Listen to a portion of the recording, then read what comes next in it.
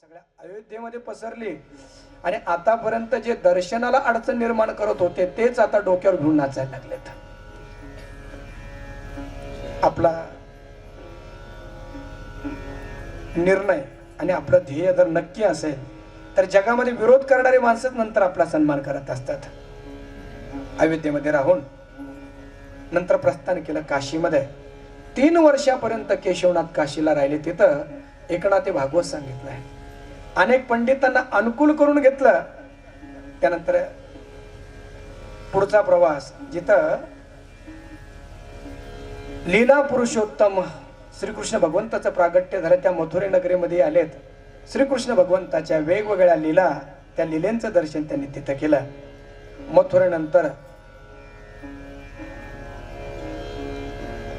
पूर्वेला असलेल्या, दक्षिणेला असलेल्या रामेश्वरला जाऊन रामेश्वराचंही दर्शन घेतलं, सेतूचं दर्शन घेतलं आणि अशी तीर्थयात्रा करत करत करत करत महाराष्ट्रामध्ये आलेत. आणि महाराष्ट्रामध्ये आल्यानंतर भूवैकुंठ म्हणून ज्याचा गौरव केला त्या पंढरीमध्ये आलेत. आणि पंढरीमध्ये आल्यानंतर पांडुरंग परमात्म्याला पाहिल्यानंतर त्या पांडुरंगाला आपल्या डोळ्यामध्ये साठवलं आणि जगद्गुरु तुकोबारायांचाच अभंग त्यांच्या डोळ्यापुढे आला असेल महाराज. उदंड ऐकिले उदंड पाहिले उदंड वर्णिले क्षेत्र महिमे ऐसी चंद्रभागा ऐसे भीमाती ऐसी चंद्रभागा ऐसे भीमातीर ऐसी चंद्रभागा ऐसे भीमातीर ऐसे चंद्रभागा ऐसे भीमातीर ऐसे चंद्रभागा ऐसे भीमातीर ऐसी चंद्रभागा ऐसे भीमातीर ऐसा विठेवर देव कोठे.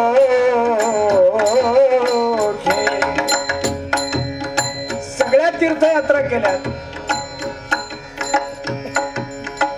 वेगवेगळ्या देवतेंचे दर्शन घेतले. गंगा, यमुना, सरस्वती, नर्मदा सगळ्यांचे दर्शन झाले. पण पंढरपूरला जेव्हा केशवनाथ महाराज आले तेव्हा भारावून गेले. उदंड पाहिलं मी, उदंड ऐकलंय, परंतु असे चंद्रभागा नाही, असं भीमातीर नाही, आणि असं विटेवरचं भोळं दैवत नाही. इतर देवतेकडे आपल्याला जावं लागतं, त्याची वाट आपल्याला पाहावं लागते. पण हे दैवत एवढं भोळ आहे. वाट पाहे उभा भेटीची आवडी कृपाळू तातडी उतावीळ.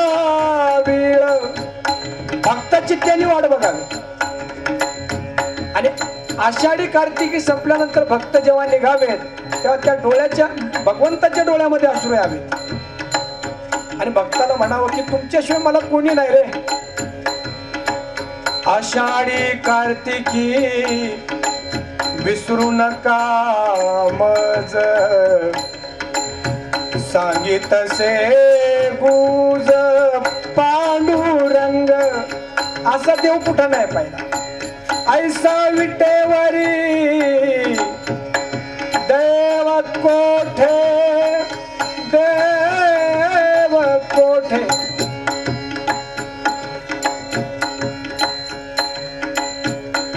ऐसे संत जन ऐसे हरिदास ऐसा नाम घोष सांगा कोठे. अरे एवढे संत आणि एवढे हरिदास आणि सगळे मिळून पुंडलिक वरदा हरी विठ्ठल श्री ज्ञानदेव पंढरीनाथ भगवान की जय श्रीराम. ऐसा नाम घोष सांगा कोठे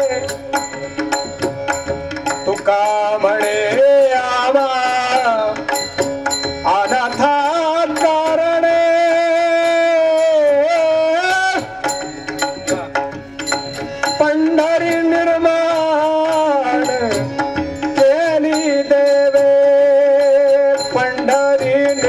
निर्माण केली केली केली केली पंढरी निर्माण पंढरी निर्माण केली देवे पंढरी निर्माण पंढरी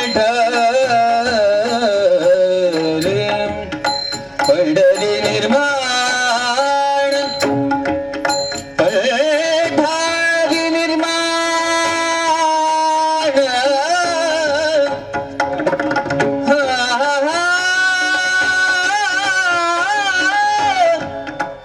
पंढरी निर्माण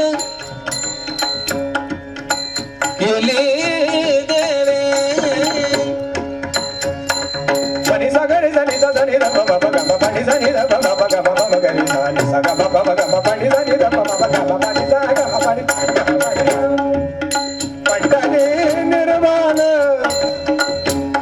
पंढरी निर्माण केली देवे पंढरी निर्माण केली देवे ऐसी चंद्रभागा ऐसी भीमा तीर ऐसी चंद्रभागा ऐसे भीमा तीर ऐसी चंद्रभागा ऐसे भीमा तीर ऐसे भीमा तीर ऐसे भीमा तीर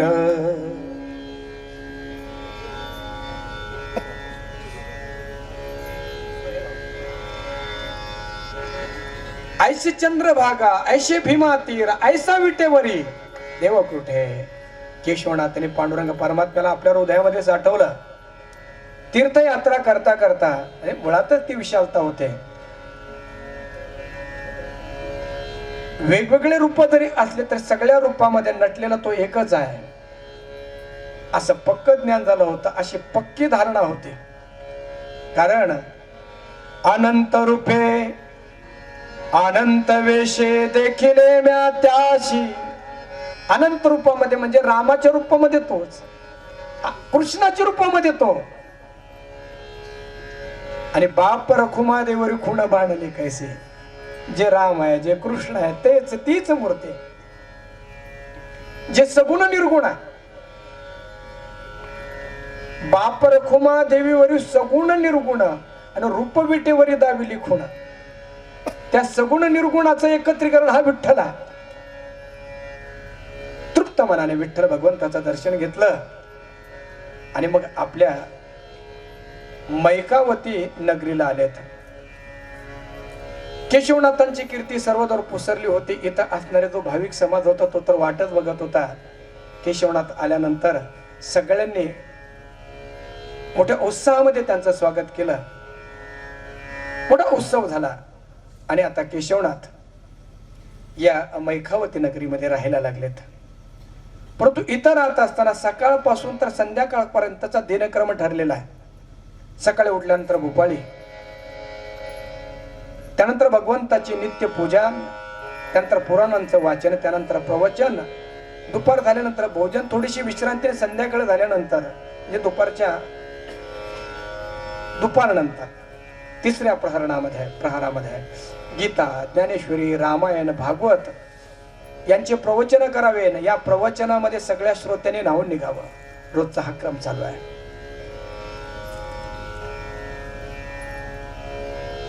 महापुरुष ज्या प्रकारचं आचरण करत असतात सामान्य मनुष्य त्यांचंच आचरण आपल्या डोळ्यापुढे राहून ठेवून त्या प्रकारचं आचरण करत असतात. म्हणून यद्यदा चरते श्रेष्ठ तत्त देवे तरो जनाः स यत् प्रमाणं कुरुते लोकास्तदुन वर्तते. येथे वडील जे जे करीती तया नाम धर्मू ठेविते एर तेच अनुष्ठिती सामान्य सकळ. म्हणून त्या समाजातला जो श्रेष्ठ वडील पुरुष आहे त्याच्यावर मोठी जबाबदारी आहे की त्यांचं आचरण असं असायला पाहिजे की आपल्या आचरणाने समाज आदर्श बनेल. आपल्या आचरणाने समाज रसातळाला जाणार नाही. अशा प्रकारे त्या महापुरुषांचं आचरण असायला पाहिजे. वारकरी संप्रदायामध्ये जे अनेक महापुरुष झाले त्यामध्ये मामासाहेबांच्या समकालीन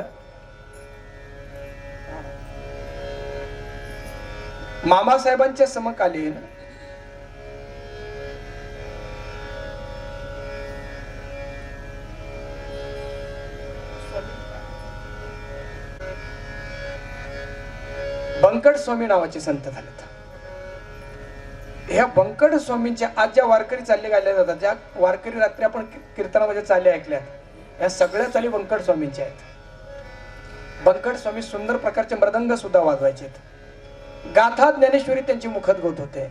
आणि जोग महाराजांचे जे 4 शिष्य आहेत, त्या शिष्यामध्ये एक मुख्य ते शिष्य होते. बंकट स्वामीचं भजन खूप चांगलं होतं. खूप चांगले भजन अनेक चाली त्यांनी स्वतः दिल्या होत्या. जसं अभंग असेल त्या अभंगाच्या शब्दानुसार चाल द्यायची. चातुर्मासामध्ये पंढरपूरला त्यांचा काकडा चालायचा. असं सांगतात की त्यांचा काकडा सकाळी 4 वाजता सुरू व्हायचा. तिथं असणारे भाविक जन सकाळी 2 वाजेपासूनच त्या मठामध्ये येऊन गर्दी करायची. 4 मजले असलेल्या त्या मठामध्ये संपूर्ण गर्दी होऊन जायची. काकडा त्यांचा चालू होता. आणि त्याच काळामध्ये बालगंधर्व यांचे नाटकाचे प्रयोग सोलापूरला चालू होते. चरित्रामध्ये असं लिहिलंय की बालगंधर्वाची जी शिष्य आहेत ते सकाळी सकाळी लवकरच बंकट स्वामींच्या चाली ऐकण्यासाठी यायच्या. एवढ्या त्या प्रासादिक होत्या. जवळपास 1 महिना 2 महिने त्या नाटकातली जी काही माणसं होती काम करणारी, ते स्वामीजींच्या चाली ऐकण्यासाठी यायचेत. एक दिवस ते सगळे स्वामीजींच्या दर्शनाला गेलेत आणि त्यांना सांगितलं, महाराज आम्ही 1 महिन्यापासून जवळपास तुमचं भजन ऐकायला येतो. ते म्हटले बरोबर छान आहे. अहो तुम्ही संगीत शिकलेले माणसं, आम्ही अडाणी माणसं वारकरी, आमचं काय ऐकावं नाही महाराज.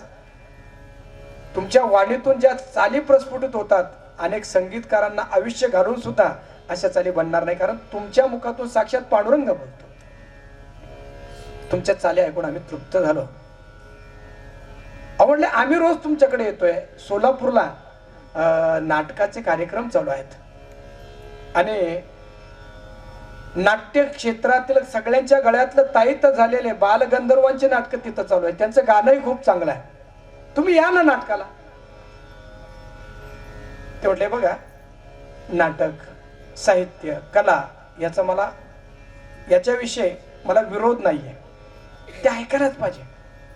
पण ज्या वारकरी संप्रदायामध्ये मी काम करतोय, माझ्याकडे बघून अनेक माणसं जीवन जगणारे आहेत. त्यांचा प्रसंग सांगतो बरं महाराज. ते असं म्हटले, मी नाटकाला आलो असतो, मला नक्की आवडत ते, पण या चातुर्मासामध्ये मी जर नाटकं पाहायला गेलो तर माझ्या नंतर वारकरी संप्रदायामध्ये जे साधक तयार होतील ते तमाशा पाहायला जातील. म्हणून नाटकाचा विरोध नाही मला, पण वारकरी संप्रदायाचा मी आचार्य आहे आणि माझं जसं आचरण असेल, माझं आचरण बघून बाकीचे लोक आचरण करतील. म्हणून मला माझ्यासाठी नाही, माझ्या नंतर माझ्याकडे बघून इतर समाज बिघडू नये, त्याच्यामुळे मला येता येणार नाही. बालगंधर्वांना माझा नमस्कार सांगा, मला विरोध नाहीये. एक परंपरेचा पाईक आहे. म्हणून केशवनाथ स्वामी महाराजांनी यानंतर सगळ्यांनाच एक चांगल्या प्रकारचा शिष्टाचार मिळावा म्हणून दीक्षा द्यायला सुरुवात केली. आणि आपल्या जवळ घेऊन दीक्षा तरी काय द्यायची, तारक मंत्राची दीक्षा द्यायला सुरुवात केली. रामनामाचा मंत्र सगळ्याला द्यायचा आहे. आणि मंत्र दिल्यानंतर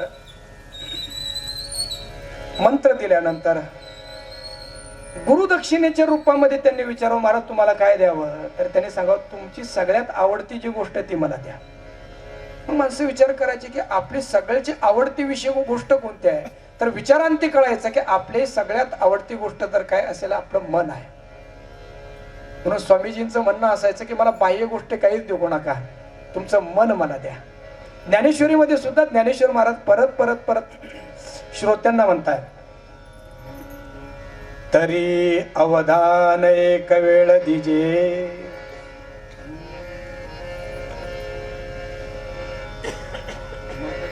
तरी अवधान एक वेळ दिजे, मग सर्व सुखासी पात्र होईजे. हे प्रतिज्ञा उत्तर माझे उघड ऐका.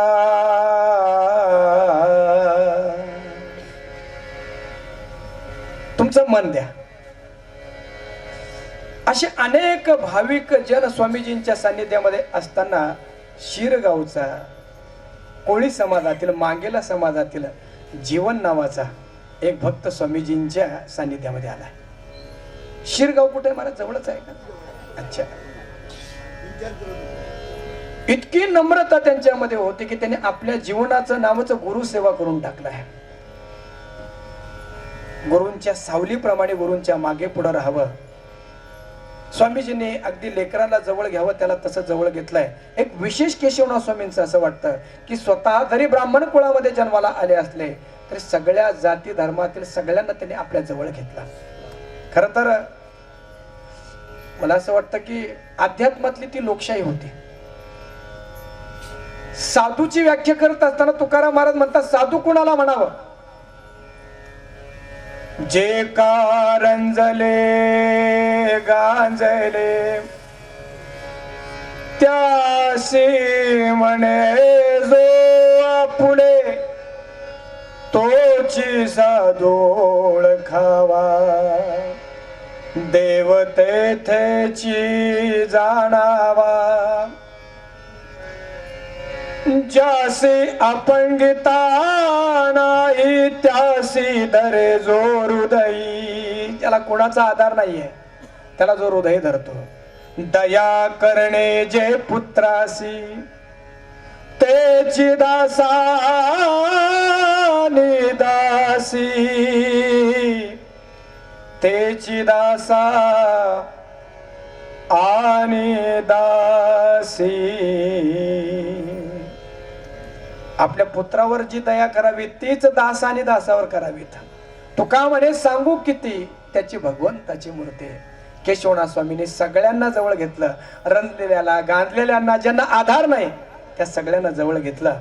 आणि एक दिवस जीवनांना सांगितलं की आता तुला मी दीक्षा देणार आहे. काय अलौकिक दीक्षा. चला म्हटले आजची रामपूजा तू करायची आहेस. पूजेसाठी जीवनांना बसवलं, शिष्याला बसवलं. स्वतः मंत्र गुरुजी म्हणताय अलौकिक अशी पूजा त्या ठिकाणी बांधली गेली आहे. त्यांच्याच नावाने हा जीवन आश्रम आहे की या वास्तूमध्ये बसून आपण ह्या गुरुकृपेच्या या भांडवलावर अशा वेगवेगळ्या प्रकारचे ग्रंथांचं सेवन करतो, आपला परमार्थ करतोय. नाथांकडून सर्वांचा स्वीकार झाला. पुढे त्यांचा जो सुपुत्र रघुनाथ यांचा विवाह यथायोग्य काळी झाला आणि 17 सप्टेंबर 1863 मध्ये त्यांना पुत्रलाभ झाला. मुलाचं नाव नारायण ठेवलंय. नारायण महाराज की. उमेशजी, आपण रोज जे जय जयकार करताय त्याचा अर्थ मला चरित्र वाचत गेल्यानंतर गेला की या सगळ्या परंपरेचा जय जयकार आपण जो करत जाताय ही सगळी उज्ज्वल परंपरा आणि याची मोठी चरित्र गाथा आहे. सगळं काही आता सुखाचं झालंय. कृष्णामाईला सुद्धा घरामध्ये सून आली आहे. सगळं काही चांगलं चाललंय. परंतु या जगताचा नियम आहे, जो इथं आला आहे त्याला जगताचा निरोप घ्यावा लागतो. ज्याचा आरंभ आहे त्याचा शेवट आहे. चालत्या बोलत्या कृष्णामाई एक दिवस थोडस आजारी पडल्या. जास्त काही आजारी नव्हत्या. काही केलं ताप कमी होईना. केशवनाथांनी विचारलं बरं वाटतं का? म्हटलं आता काय बरं वाटत नाही, आता असं वाटतं की हे शेवटचं दुखणं असावं.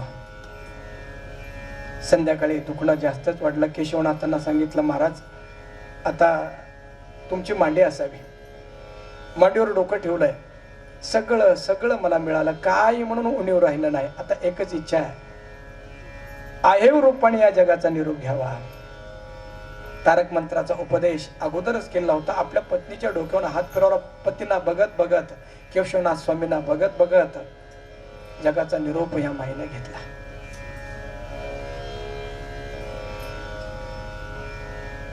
हा निरासक्त योगी केशवनाथ स्वामी ब्रह्मज्ञानी, पण पत्नी गेल्यानंतर ढासा ढासा रडला. सुखी कुटुंबामध्ये जन्माला आलेली, सगळ्या सुख सुविधा असलेली ही माझी पत्नी एका वैराग्यवाण्याचा संसार तिने केला. पत्नी गेली. त्यानंतर काही दिवसामध्ये त्यांनी विचार केला की आता संन्यास घ्यायचा आहे. आणि मग आपल्या गुरूंच्या आज्ञेने त्यांनी संन्यास घेतला. आतापर्यंत असलेले केशवनाथ स्वामी त्यांचं नामकरण झालं अनिरुद्धेंद्र सरस्वती स्वामी महाराज. अनिरुद्ध सरस्वती स्वामीजी महाराज की. संन्यास घेतला आणि आता संन्यासासारखा आचार धर्म त्यांचा चालू आहे. कथा कीर्तन प्रवचन चालू आहेत.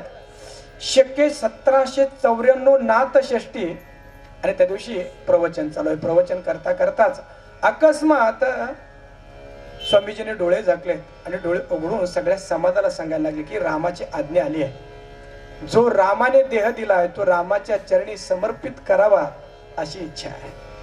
हे शब्द सगळ्यांच्या कानावर पडल्यानंतर दुःखाचा डोंब सगळ्यांच्या अंतकरणामध्ये उसळला. काय बोलताय स्वामीजी? सांगितलंय की आता ज्या कामासाठी मी आलो होतो ते काम पूर्ण झालंय. आणि संत महापुरुष त्यांना म्हणायचं की आपले काम पूर्ण झाल्यानंतर ते थांबत नाही. जो प्रसंग संत श्री ज्ञानेश्वर महाराजांच्या जीवनामध्ये आहे तोच सगळा प्रसंग आता केशवनाथांच्या चरित्रामध्ये घटित होतोय. ज्ञानेश्वर महाराजांनी सुद्धा सगळे ग्रंथ झालेत. नामदेव महाराजांच्या सोबत तीर्थयात्रा केल्यात आणि तीर्थयात्रा केल्यानंतर कार्तिक शुद्ध एकादशीला पांडुरंगाच्या समोर जातात आणि पांडुरंगाला प्रार्थना करतात.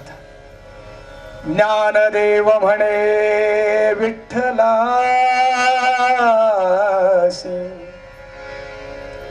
समाधान तुझी होशी परिसमाधी तुझ पाशी घेण देवा. स्वर चालू ठेव दादा. पांडुरंगा तुझ्या चरणाशी मला आता समाधी घ्यावीशी वाटतंय. पांडुरंगाने सांगितलं होतं की तुमच्या समाधीचं स्थान निश्चित केलंय. तुम्ही समाधी इथं घ्यायची नाहीये. तुम्ही अलंकापुरामध्ये सिद्धेश्वराच्या सानिध्यामध्ये समाधी घ्यायची. तुमची ही काय पहिली समाधी नाहीये. अष्टोत्तरशे वेळा साधिली समाधी ऐसे हे अनादि स्थळ असे. 108 वेळा तुम्ही समाधी घेतली आहे. अशी काही अवस्था सगळ्या समाजाची झाली की केशवनाथ स्वामी महाराज की आता आपल्याला पाहायला भेटणार नाहीत.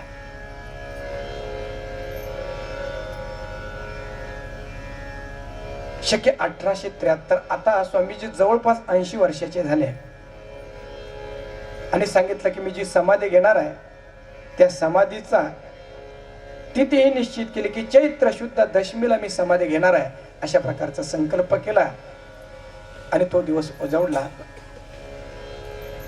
1873 शके 1873 राम उत्सवाला सुरुवात झाली. सगळे भक्त मंडळी मुंग्यासारखे जमा झाले मैकावती नगरीला. जसं ज्ञानेश्वर महाराज समाधीला जात असताना सगळेच भक्त मंडळी इंद्रायणीच्या तीरावर आलेत. नामदेव महाराज वर्णन करतात. आल्याड पल्याड आल्याड पल्याड पताकांचे भार मध्ये मनोहर इंद्रायणी.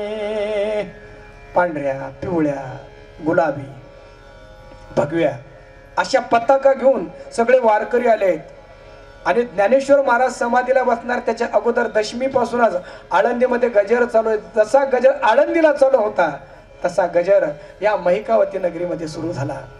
सगळ्यांनी श्रीराम जय राम नामाचा जय घोष करावा. आणि जय घोष करता करता मध्येच आठवण यावी की स्वामीजी आपल्याला पाहायला भेटणार नाही. दोत्राने आपले डोळे पुसावेत. दशमीचा रामनवमीचा उत्सव सुरू आहे. नवमीला राम जन्म झाला. पंक्ती उठल्यात. लोकांना जेवण्यासाठी पंक्ती बसल्यात. परंतु घास घेतलेला गळ्याच्या खाली काय उतरेना.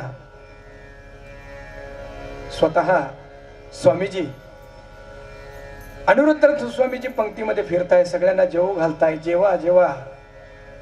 चेहऱ्यावर आतमधलं दुःख येऊ देत नाहीये. स्वामीजींना दुःख होईल म्हणून आतमध्ये दुःख आहे परंतु सगळे लपवण्याचा प्रयत्न करताय.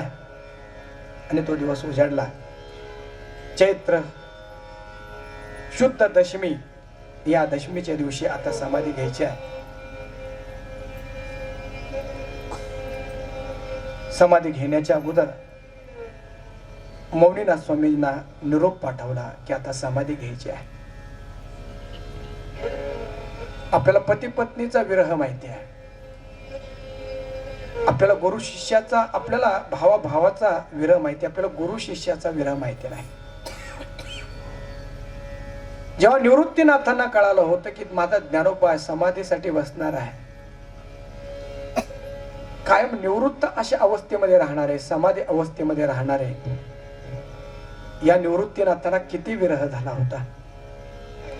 ज्ञानेश्वर महाराज जेव्हा समाधीला बसणार तेव्हा इतकी विनम्रता ज्ञानेश्वर महाराजांची. ज्ञानेश्वर जोडून या कर, बोलो तो उत्तर स्वामी सवे.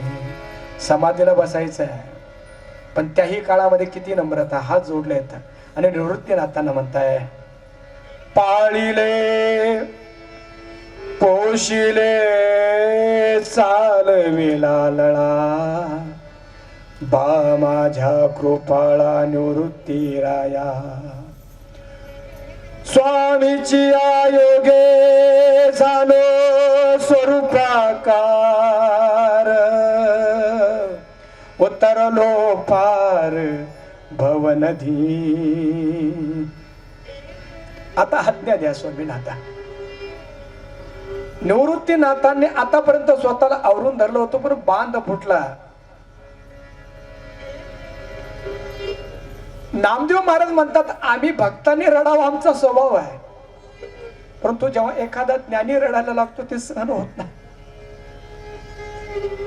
निवृत्ती मनात दाय मुकलून रडायला लागले शिष्याच्या विरहामध्ये. काय म्हणताय, बांधल्या पेंडीचा सुटला से आळा, तृण रानो माळा पांगले से. माझ्या ज्ञानाच्या रूपाने आमची पेंडी बांधलेली होती. आमचा ज्ञाना जेव्हा समाधीला बसेल तेव्हा ही पेंडी सुटेल आणि आम्ही सगळे सैरा भैरा सगळीकडे पांगल्या जाऊ. बांधल्या तळ्याचा फुटला से पाटो गबारा वाट मुरडता ती. माय बापे आम्हा त्याग गेले जेव्हा, ऐसे दुःख तेव्हा झाले नाही. आई बापाने आमचा त्याग जेव्हा केला तेव्हा सुद्धा एवढं दुःख झालं नव्हतं. नामदेव महाराज देवाकडे गेले तेव्हा नामा म्हणे देवा पेटला होता अशन. करा समाधान, निवृत्तीचे समाधान करा. निवृत्तीनाथाला भगवंताने हृदयाशी धरला. अरे तुम्ही जर असे रडले तर दुसऱ्याला कोणी समजून सांगावं. निवृत्तीनाथ म्हणतात, काय करावं, मी स्वतःला समजून सांगतोय पण काही केल्या मन राहत नाही. केशवनाथ जाणार आहे, सगळ्यांना अशीच विरहाची अवस्था झाली आहे. काय वाटत होतं सगळ्यांना, कासावीस प्राण मन ताळमळ जैसी कामा सोळी जीवना बिन. सगळ्यांना असं वाटत होतं की मासळी पाण्याच्या बाहेर आल्यानंतर तिनं जसं तडफड करावं. सगळ्यांची अवस्था अशी झाली की स्वामीजींचे वचन आता ऐकायला भेटणार नाही, आता ही सगुण मूर्ती पाहायला भेटणार नाही.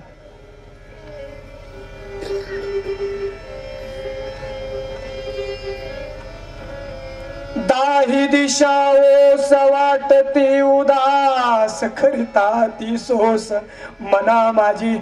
महापुरुष निघाल्यानंतर त्याचा परिणाम सगळ्या सृष्टीवर झाला. केशवनाथ निघाले, सगळ्या दिशा बघताना उदास वाटायला लागल्यात. आता कसं त्यांच्यानंतर जगायचं. जीवन महाराज तर दाय बोकलून रडायला लागले, गुरुनाथ आता कुणाच्या आधाराने मी जगावं.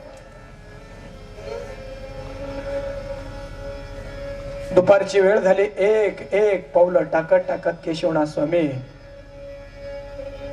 समाधी स्थानाकडे निघाले. सगळा समाज एकटक होऊन बघतोय. सगळ्यांनी आपलं दुःख प्रगट केलं नाही, परंतु प्रत्यक्ष जेव्हा स्वामी बोलायला लागले आणि शेवटचा उपदेश सगळ्यांना सांगितला, आता मी चाललोय परंतु मी चाललोय म्हणजे कुठं चाललोय नाही, मी तुमच्यामध्येच आहे, या कानाकानांमध्ये मी आहे. जेव्हाही महिकावतीला याल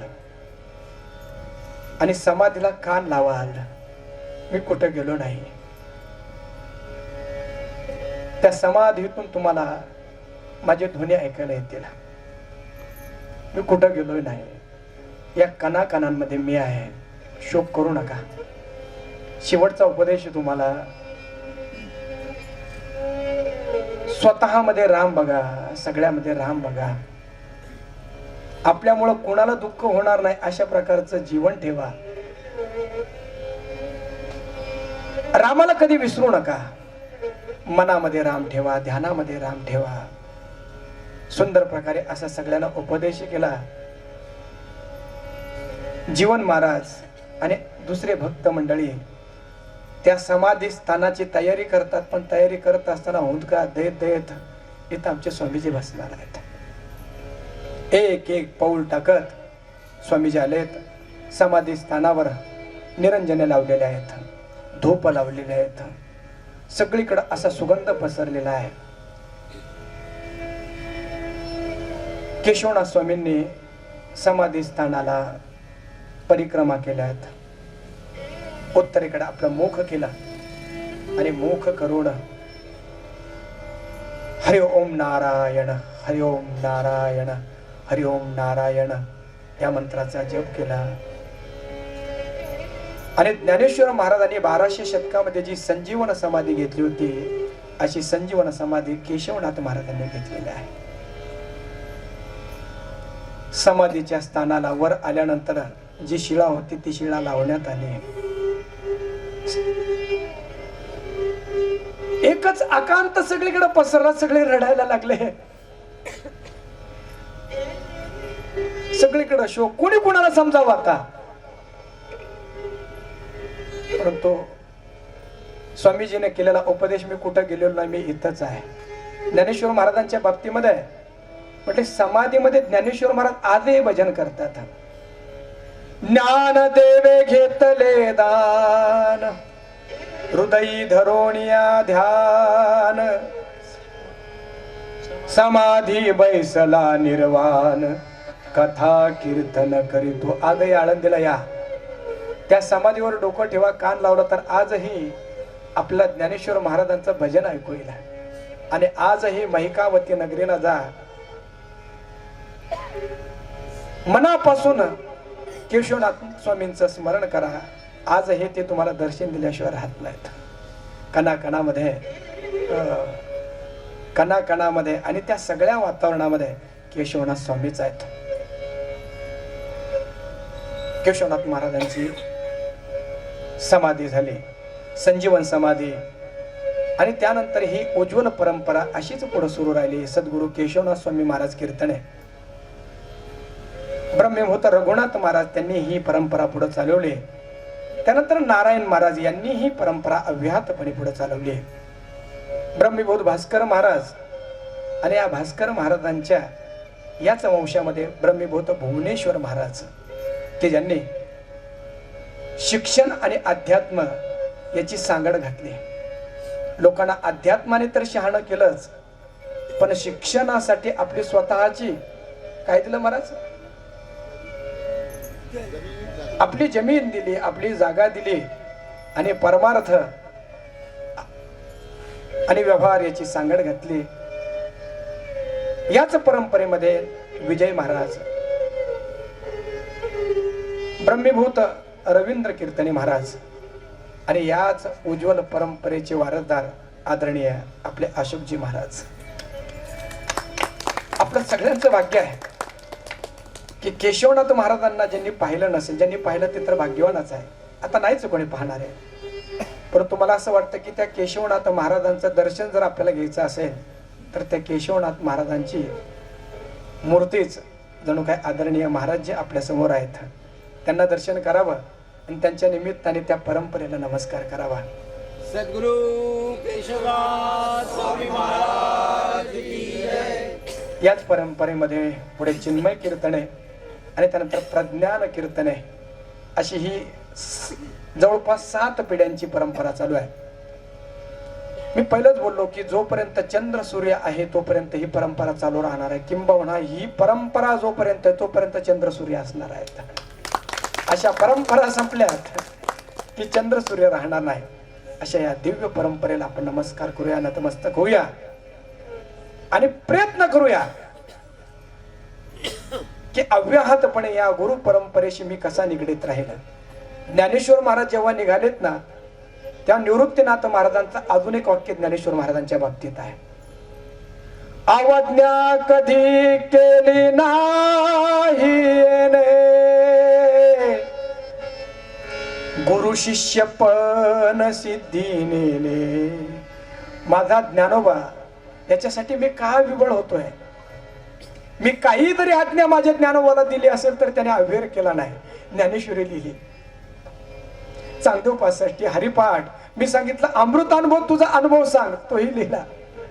कधी कधी माझी अवज्ञा केली नाही. आणि आता समाधीला बसतो तेव्हा सुद्धा माझी आज्ञा घेऊन निघाला. मी आठवण करतो की एखादा तरी असा प्रसंग असावा की माझ्या ज्ञानोबाने माझ्या आज्ञेचं उल्लंघन केलं असेल, पण माझं दुर्दैव आहे असा एकही प्रसंग मला आठवत नाहीये की माझ्या ज्ञानोबाने माझ्या आज्ञेचा अव्यय केला असेल. आपण सगळ्यांनी प्रयत्न करायला पाहिजे की आम्ही जोपर्यंत जिवंत आहे तोपर्यंत गुरु आज्ञेचा आमच्याकडून अव्यय होणार नाही. ही खरोखर त्या परंपरेचे पाईक असण्याची ही आपली खूण असेल. या ओजस्वी तेजस्वी परंपरेला आपण वंदन करूया. स्वामीजींनी दिलेली शिकवण आपल्या जीवनामध्ये आणूया आणि आपलं जीवन सुखी करूया, आनंदी करूया आणि आपल्या बरोबरच आपल्या सानिध्यामध्ये जे येतील त्यांचे सगळ्यांचे जीवन आनंदी करण्याचा प्रयत्न करूया. झाली सेवा परमपूज्य आदरणीय प्रातस्मरणीय केशवनाथ स्वामी महाराजांच्या चरणी समर्पित करायची आहे. त्यांचे आपण सगळे अनुयायी आहात, आपल्या सगळ्यांच्या चरणी समर्पित करायची आहे. आणि माझ्या वाणीला पवित्र होण्याची संधी महाराज आपण उपलब्ध करून दिली त्याबद्दल आपल्याला कोटी कोटी धन्यवाद देतो. आपल्या सगळ्यांसाठी प्रार्थना करतो. सर्वेत्र सुखिनः सन्तु सर्वेत्र सुखिनः सन्तु सर्वे सन्तु निरामया पश्यन्तु मा कश्चित् दुःखम् आप्नुयात्. सगळ्यांना चांगलं ऐकायला भेटावं, सगळ्यांना चांगलं पाहायला भेटावं, सगळ्यांना निरामय आरोग्य प्राप्त व्हावं. आणि एकच प्रार्थना करूया की मरणाच्या एक क्षणापूर्वी का होईना केशवनाथ स्वामीजी महाराजांना जी अनुभूती त्यांच्या जीवनामध्ये आली तीच अनुभूती आमच्या जीवनामध्ये यावी अशी प्रार्थना केशवनाथ स्वामींच्या चरणी करून सेवेला पूर्ण विराम देऊया.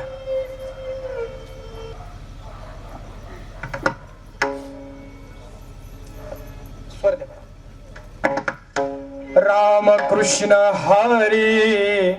आता याच्यामध्ये विठ्ठल केशव आहे म्हणून घेतोय आपण. राम कृष्ण हरी विठ्ठल केशवा राम कृष्ण हरी विठ्ठल केशवा. राम कृष्ण हरी विठ्ठल केशवा. राम कृष्ण हरी विठ्ठल केशवा. राम कृष्ण हरी विठ्ठल केशवा. राम कृष्ण हरी विठ्ठल केशवा. राम कृष्ण हरी विठ्ठल केशवा. राम कृष्ण हरी विठ्ठल केशवा. राम कृष्ण हरी विठ्ठल केशवा. राम कृष्ण हरी विठ्ठल केशवा. राम कृष्ण हरी विठ्ठल केशवा. राम कृष्ण हरी विठ्ठल केशवा. हरी विठ्ठल केशवा. राम कृष्ण हरी विठ्ठल केशवा. विठ्ठल केशवा. विठ्ठल केशवा. विठ्ठल केशवा. विठ्ठल केशवा. विठ्ठल केशवा. केशवनाथ स्वामी महाराज की प्रभु रामचंद्र भगवान की सब संतन की अवधूत चिंतन गुरुदेव नमः पार्वती पतय हर हर महादेव।